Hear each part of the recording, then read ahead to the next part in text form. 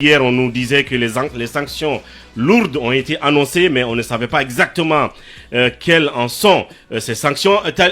Akumba, vous nous apprenez qu'elles sont enfin connues, ces sanctions. Mais permettez-moi quand même de placer quelques mots sur l'organigramme de la CEDEAO. Allez-y. Avant d'aborder les sanctions qui ont été décidées et annoncées par le communiqué final de la CEDEAO.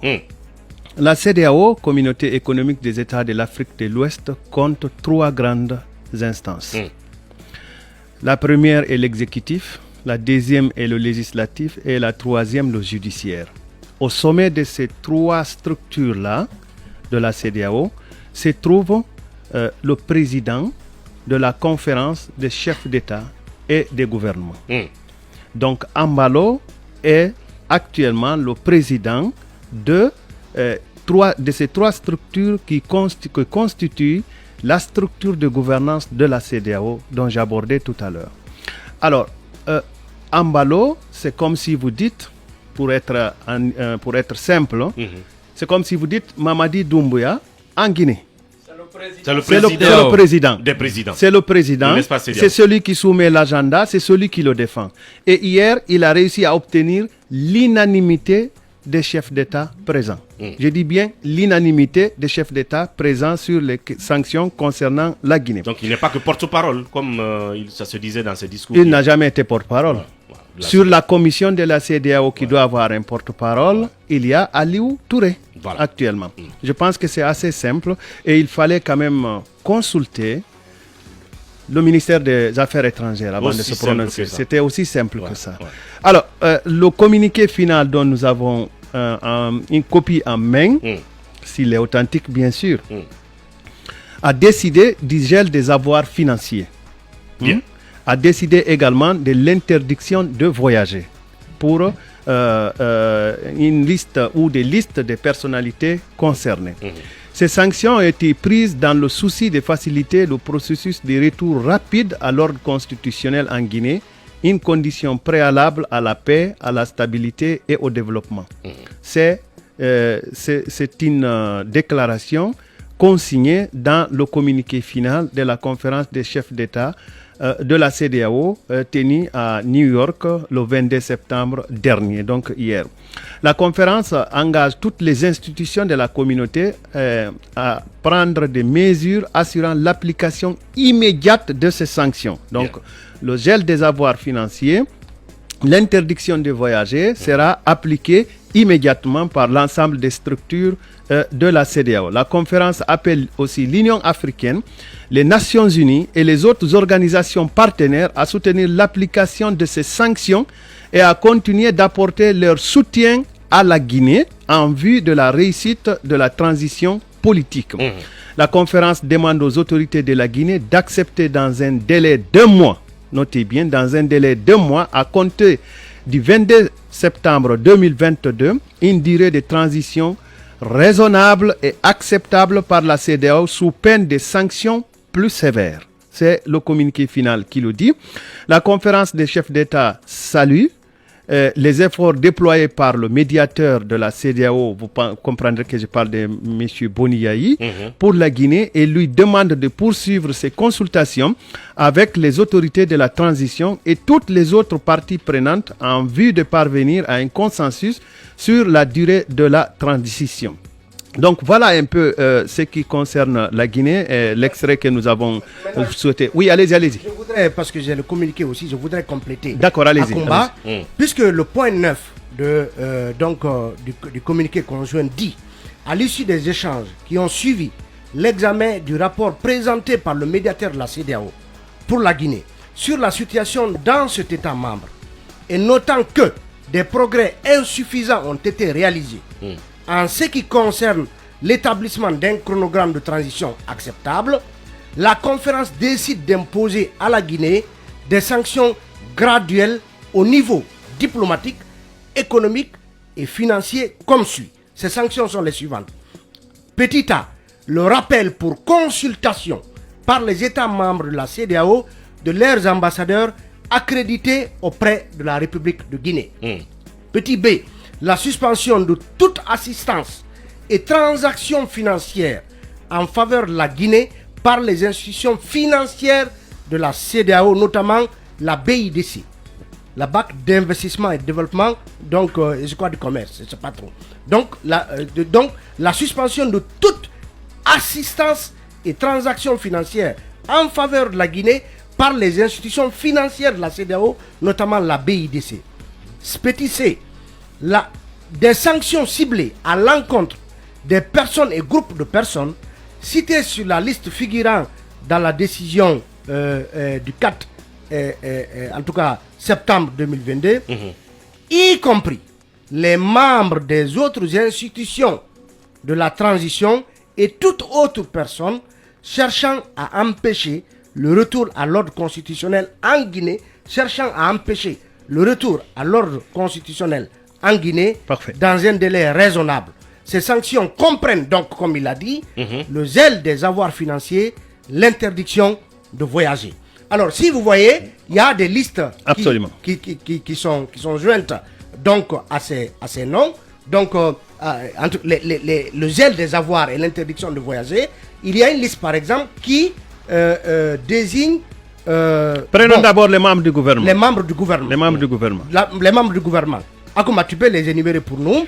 Bon, sur la liste concernant les membres du gouvernement de transition, vous avez Dr Bernard Gomou, Premier ministre, Alphonse Charles White, ministre de la Justice, des Droits de l'Homme, Aboubakar Sidiki Kamara, ministre délégué à la présidence chargé de la Défense nationale, Mori Kondé, ministre de l'administration du territoire et de la décentralisation, général Bachir Diallo, ministre de la Sécurité et de la Protection civile, Dr Maurice Andan Kouyaté, ministre des Affaires étrangères, de la Coopération internationale, de l'intégration africaine et des Guinéens de l'étranger, Moussa Sissé, ministre de l'économie et des finances, Lansine Kondé, ministre du budget, Julien Yombuno, ministre du travail et de la fonction publique, Lopou Lama, ministre de l'environnement et du développement durable, Mamadou Nanyalem Bari, ministre de l'agriculture et de l'élevage, Ali Saïdouba Souma, ministre de l'énergie, de l'hydraulique et des hydrocarbures, Moussa Magasouba, ministre des mines et de la géologie, Yaya Sow,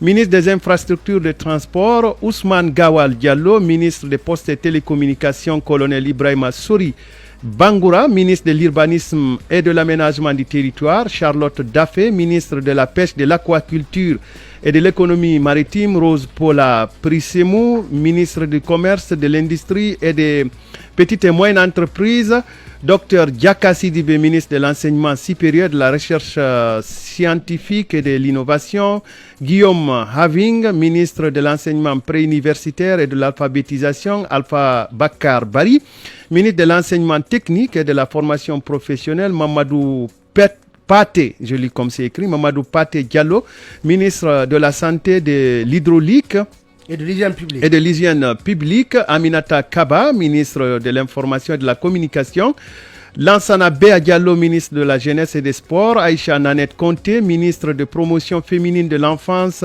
et des personnes vulnérables, Alpha Souma, ministre du tourisme et de l'artisanat, Aboubakar Sidiki Kamara, ministre secrétaire... Aboubakar Sike Kamara, pardon, ministre secrétaire général du gouvernement, Elhaj Karamo Diawara, ministre secrétaire général des affaires religieuses. Ça veut dire les 28 membres du gouvernement sont donc, verront donc les avoirs zélés et interdits de voyage. Alors, il y a la liste, allons sur la liste du CNT. Du CNRD. Du CNRD, voilà. D'accord, CNRD. La liste du CNRD, je vais décliner celle-ci. La liste des membres du CNRD, donc Comité national pour le rassemblement et le développement, visé par le zèle des avoirs et l'interdiction de voyage. Il y a le colonel Mamadi Doumbouya, président de la transition, président du CNRD, le colonel Sadiba Koulibaly, chef d'état-major des armées, le colonel Bala Samoura, haut commandant de la gendarmerie nationale, directeur de la justice militaire, le colonel Amara Kamara, ministre secrétaire général de la présidence de la République, colonel Aminata Diallo, porte-parole du CNRD, colonel Abdoulaye Keita, inspecteur général des forces armées guinéennes, colonel Yacouba Touré, chef d'état-major de l'armée de l'air, colonel Ahmed Mohamed Ouri Diallo, chef d'état-major adjoint des armées, colonel Bala Koivogi, chef d'état-major de l'armée de terre, colonel Fanta Djiba Kamara, chef d'état-major adjoint de l'armée de l'air, général Aboubakar Sidiki Kamara, ministre délégué à la présidence chargé de la défense nationale, commissaire Abdoulaye Sampil, directeur général de la police, colonel Ali Badara Sangare, commandant du Bata GIR, commandant Mouktar Kaba, commandant du groupement des forces spéciales GFS, Fodé Amadou Fofana, homme d'affaires,